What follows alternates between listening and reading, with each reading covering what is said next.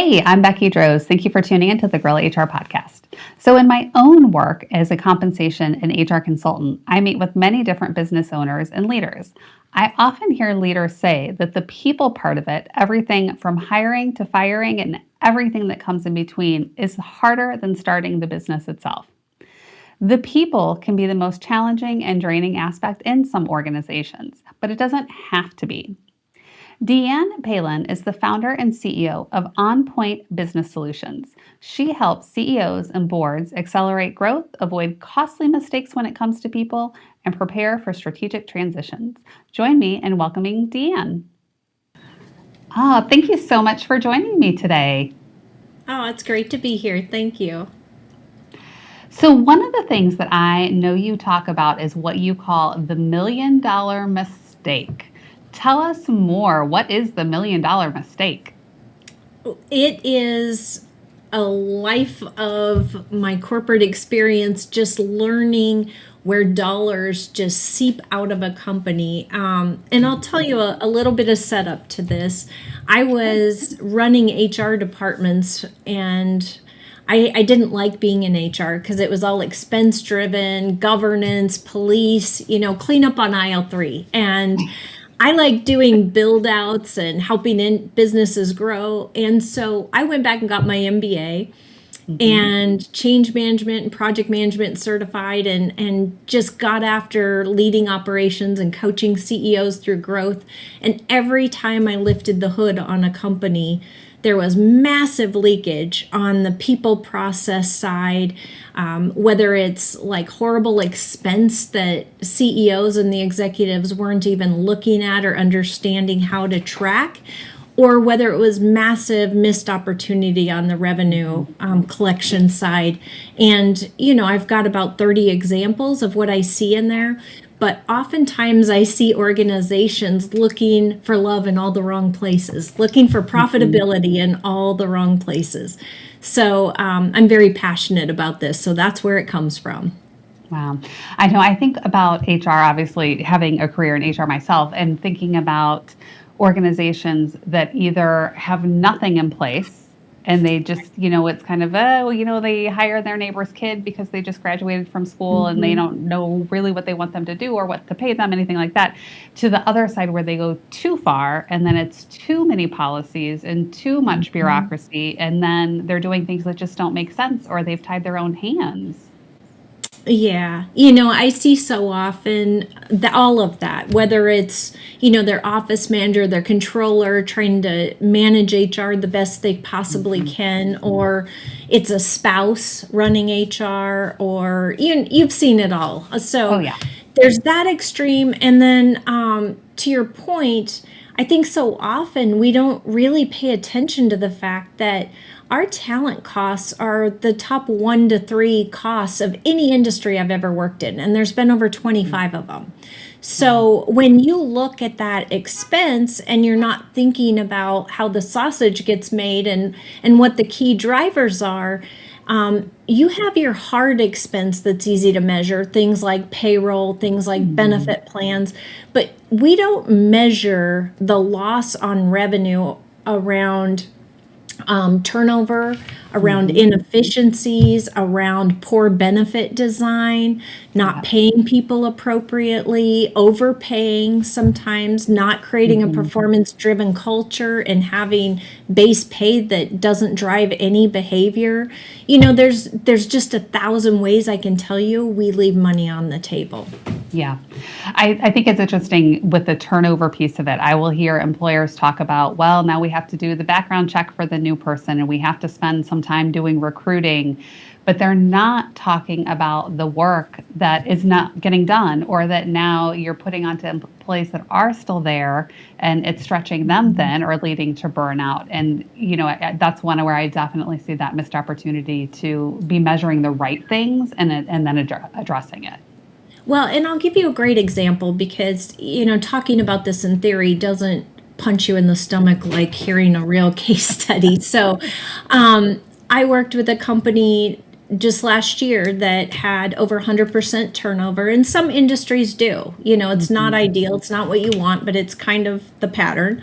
And it was their frontline employees. And you can run really clean data to say it costs you at least $8,000 a person in turnover cost for a frontline employee.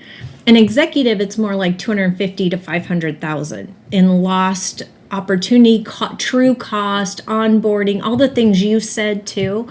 And that's super conservative. I've looked at it. It's double that if you wanted to have a brawl with somebody, but being conservative, it's 8,000 to 500,000 depending on the role.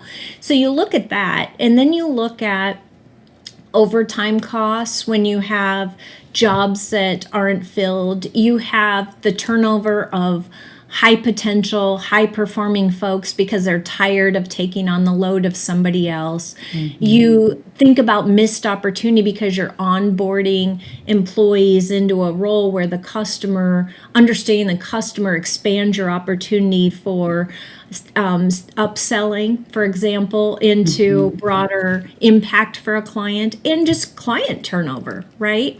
This particular company, they did investigations, and because they were delayed getting investigations, what was in their pipeline versus what they actually got to deliver, they were losing 40% of their pipeline because they couldn't get to it quick enough. And so we fixed some key issues, put an applicant tracking system in, taught them how to manage their bench up and down through seasonality and geographically, and conservatively, I mean, literally conservatively saved them $1.3 million the first year. And so that's the kind of thing I'm talking about. Another example, we've got a client we're working with right now.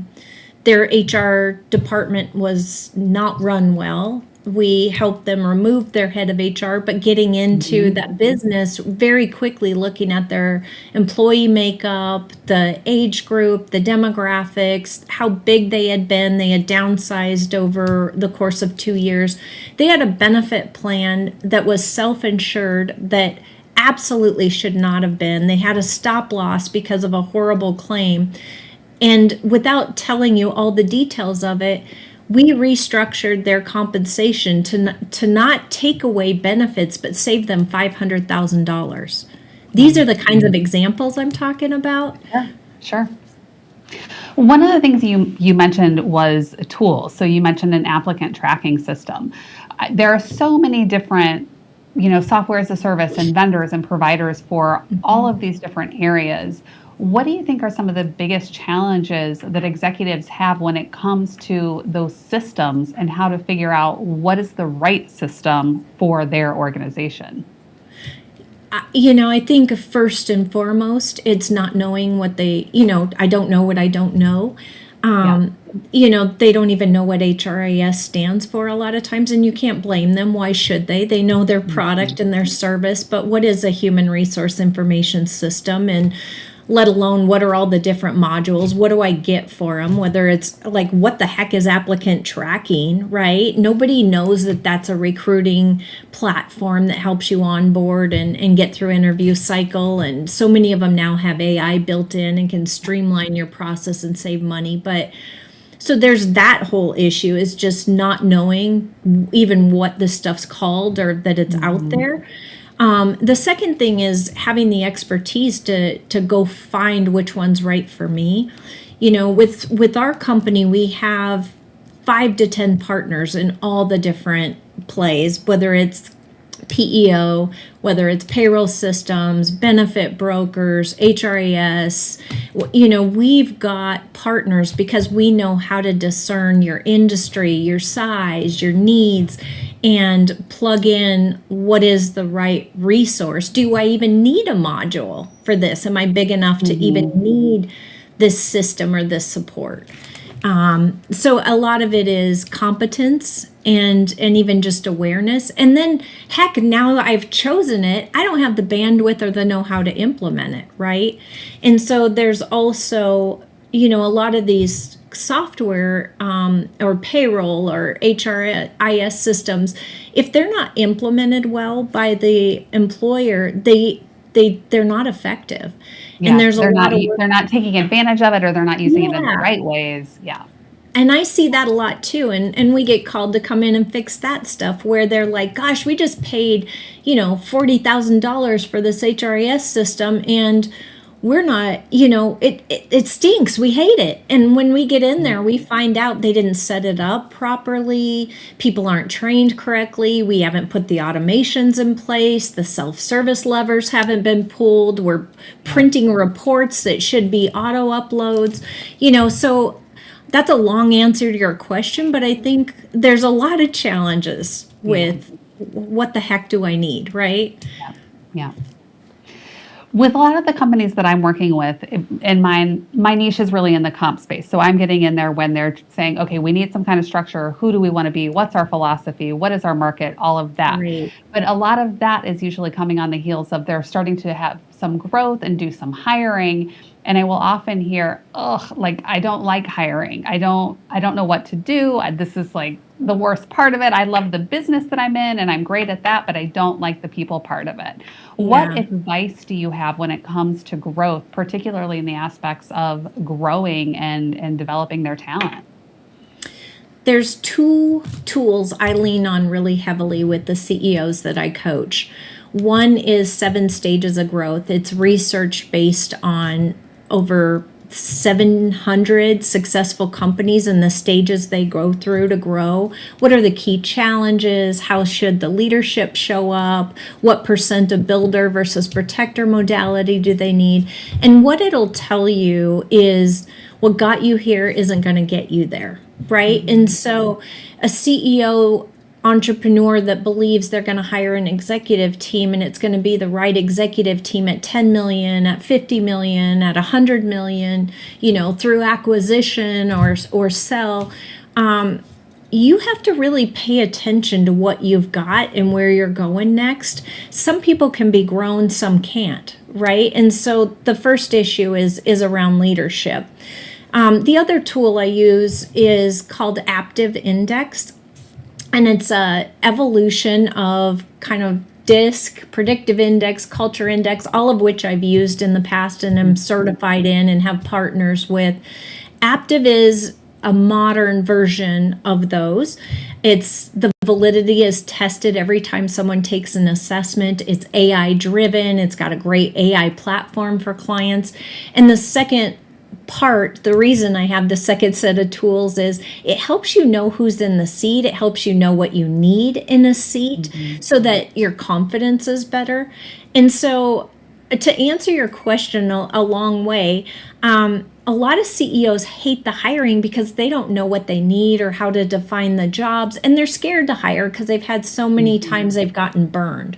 And so one is, do you know what stage your company's at and what you really need? And are you really clear about key functions in the organization so that you're creating clear roles and goals and the person can come in and know how they're successful? The other thing is, do I have the right person in the seat? Anybody can interview for a job and tell you what you want to hear and even have the right background and skills, but if they don't have the right decision-making orientation and the right culture fit, it's a high risk, high reward kind of thing to do is hire, especially leaders in an organization, because it can go really well or it can damage your culture and you financially like you can't imagine. And I go back to that example, the turnover costs $200,000 to $500,000 if you hire poorly at an executive level. You mentioned having clearly defined roles and expectations. What is it that you need that person to do at that phase that the business is in? I sometimes see organizations, leaders or CEOs that say, I've got this really great person. Maybe I worked with them somewhere else, or I met them through networking, or, they're in my sphere and I've interacted with them and I really want to bring them in and have them do this. But they haven't necessarily defined those roles and responsibilities or expectations. Have you ever seen that work? Or, let's talk about that a little bit. I think it's the order they do it in that's the killer. You can't have a person until you know what the job is you need the person for.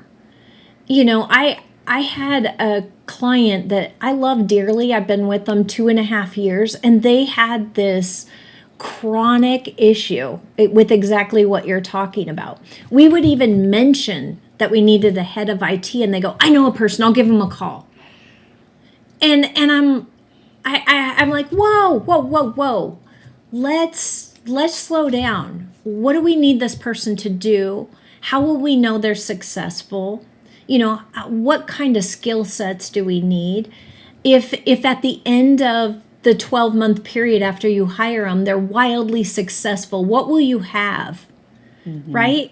And so it's backing up to scope the role and the success factors and the metrics. And, so often we put jobs in place without really thinking about what the key function is.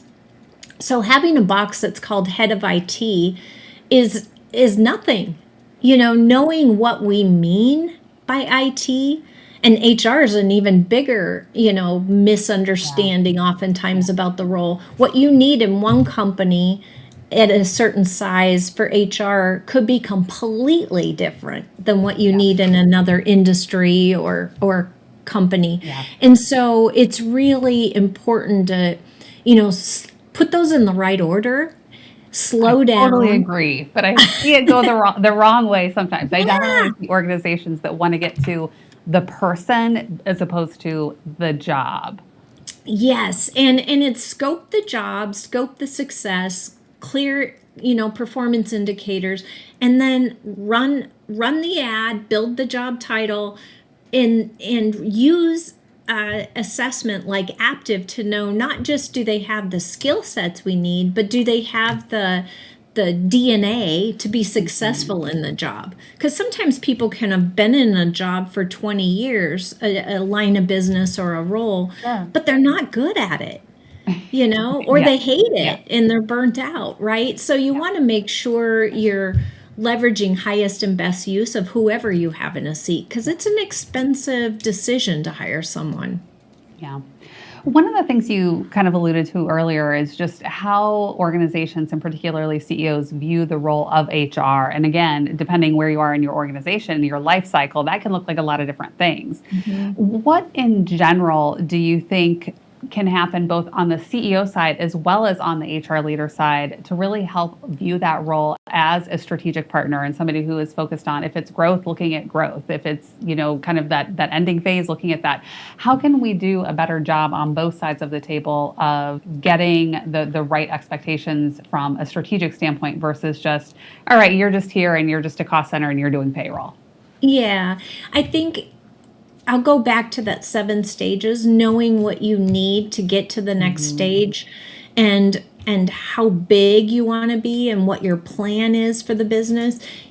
If you don't have someone who's a confidant, who's a strategist with you as a CEO to execute your strategy, you're going to fail.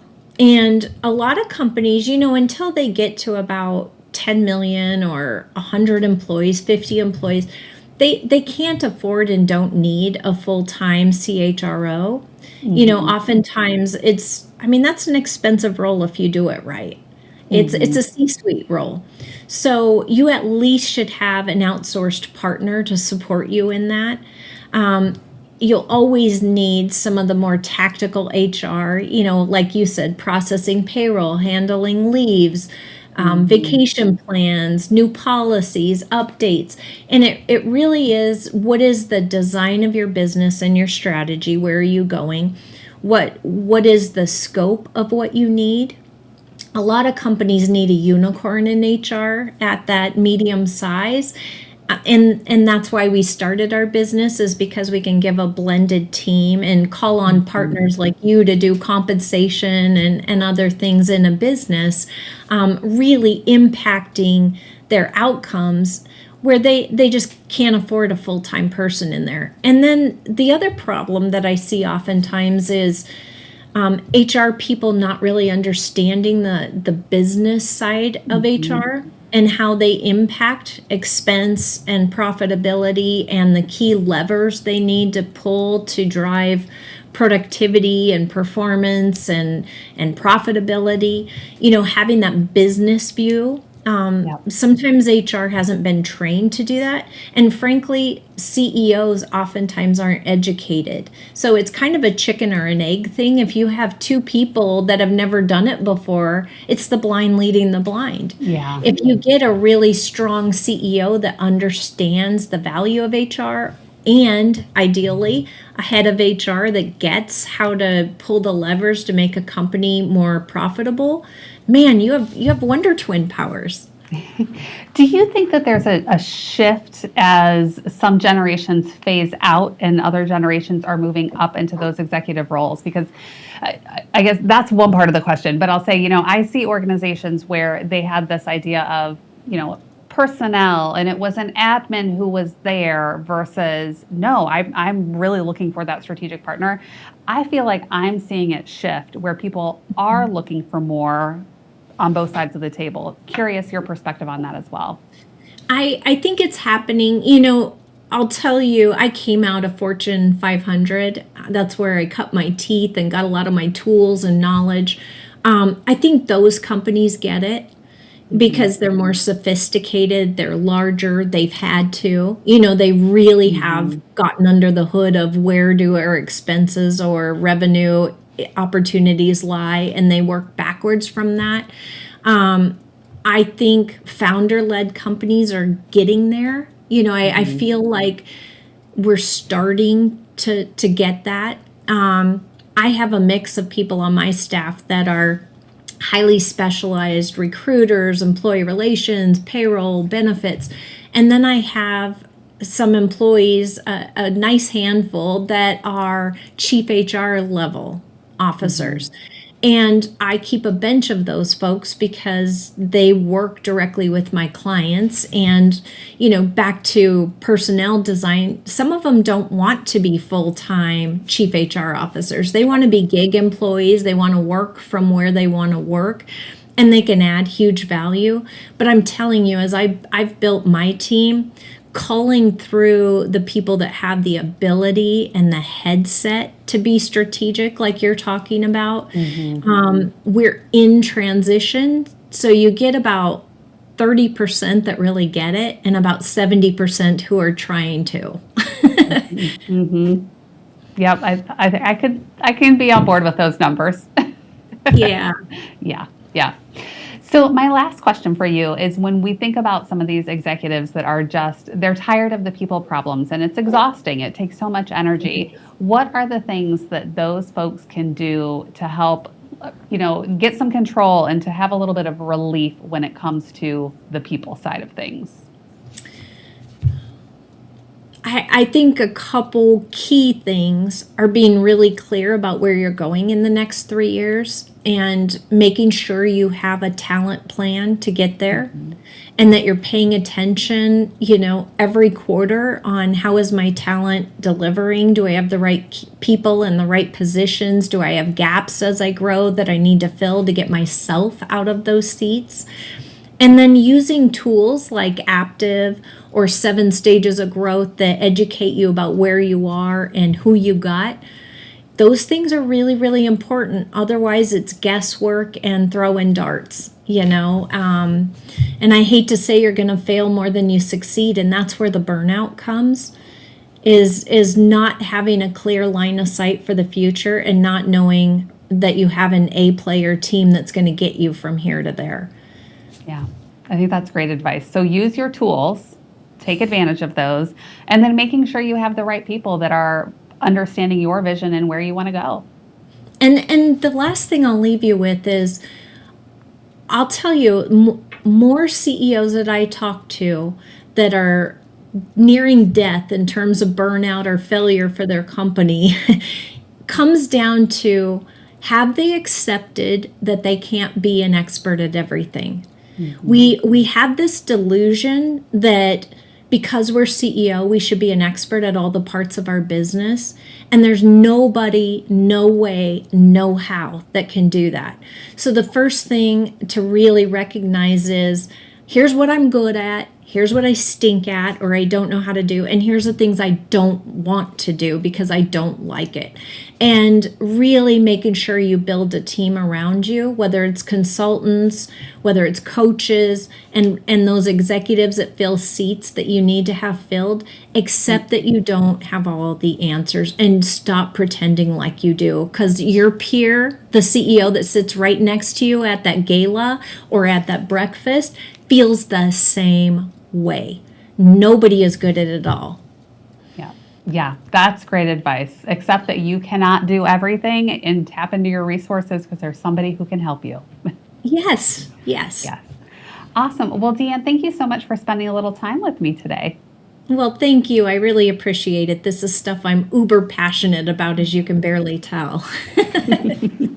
Yes, well, I hope that our listeners take some of these good tips and they, reach out if they need something. If any of our listeners do want to reach out, where can people find you?